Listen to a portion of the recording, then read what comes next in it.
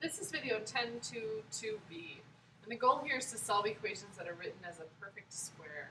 So we have equations, and when we're talking about perfect squares, it's equations that have a square like you see here, and inside is maybe something on the inside. Now our number one strategy for solving this is going to be undoing. Okay?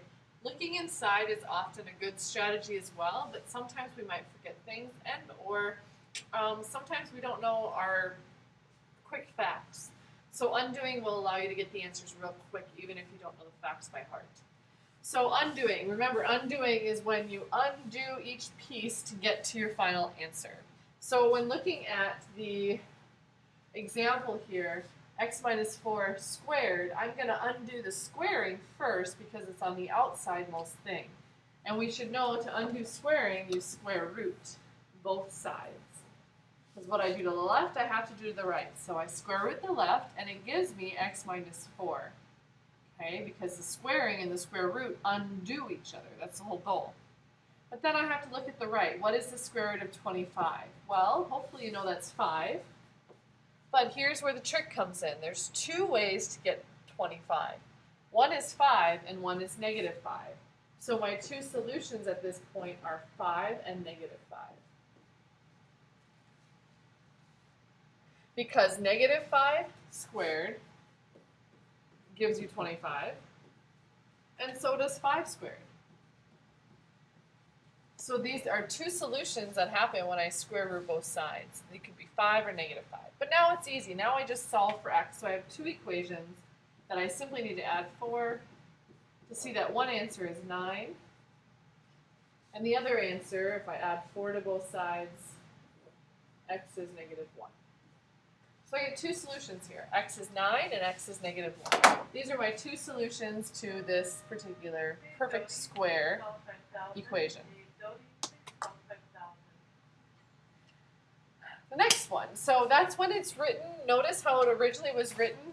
It was written as a perfect square. So the perfect square was alone and 25 was on the right-hand side. But if we look at the right, we have a lot more going on. We have the square, we have the 2, we have this other 2.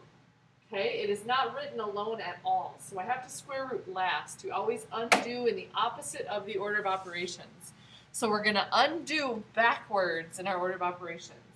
We're going to undo the 2 that lies here by subtracting it from both sides. Get the 2 out of there because it's simple. That makes a 0.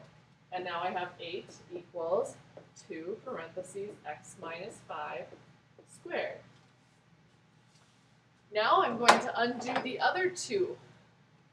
Well, let's see. This 2 says 2 times this quantity, so to undo it, I divide because it makes a nice big 1. But I have to do the same thing to the other side. So now my x minus 5 is alone, x minus 5 squared, that is, equals 8 divided by 2, which is 4.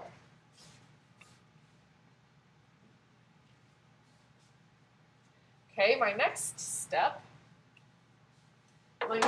is to undo the squaring that we see here. So I'm going to undo the squaring that I see there by square rooting both sides. But the minute I square root, I have to remember that it could be positive or negative. What's inside here could be positive or negative.